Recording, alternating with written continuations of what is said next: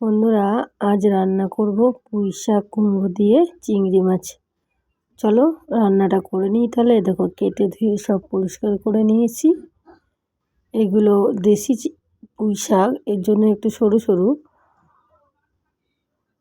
একটা পাওয়া যায় চাষের, ওগুলো একটু মোটা হয়, এটা একটু শক্ত হয়, একটু বেশি সময় ধরে রান্না করতে হয় বন্ধুরা। আর দেখো চিংড়ি মাছগুলো সব কেটে ধুয়ে পরিষ্কার করে নিয়েছি মাছগুলো। তোমরা কে কে পছন্দ করো পুঁই শাক দিয়ে চিংড়ি মাছ দিয়ে? আমি মোটামুটি সব সবজি ভালো খাই। এই দেখো চিংড়ি মাছগুলো এবার ভেজে নিচ্ছি। খুব একটা বেশি ভাজবো না, একটু হালকা করে ভেজে নেব। দেখো মাছগুলো ভাজা হয়ে গেছে। এবার সেই কড়াইতেই তেল দিয়ে দিচ্ছি। তেলটা গরম হয়ে গেলে দিয়ে দেবো এটা পাঁচফোড়ন দিয়ে দিয়েছি বেশ খানিক।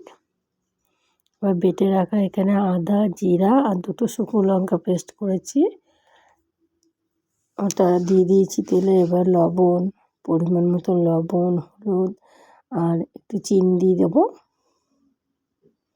দিয়ে মশলাটা ভালো করে কষিয়ে নিয়ে ধুয়ে রাখা পুঁই শাকগুলো দিয়ে দেবো। নতুন বন্ধুরা যারা ভিডিওটা দেখেছো অবশ্যই একটা লাইক কমেন্ট করে পাশে থাকবে, চ্যানেলটাকে সাবস্ক্রাইব করে দেবে। আমিও তোমাদের পাশে থাকবো।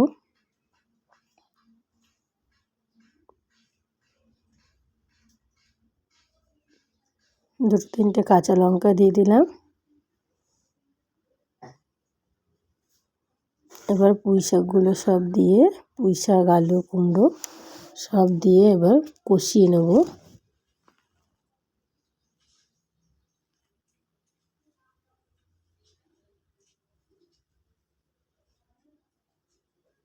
একটু ঢাকা দিয়ে দেবো। ঢাকা দিয়ে যে কষিয়ে নিয়েছি,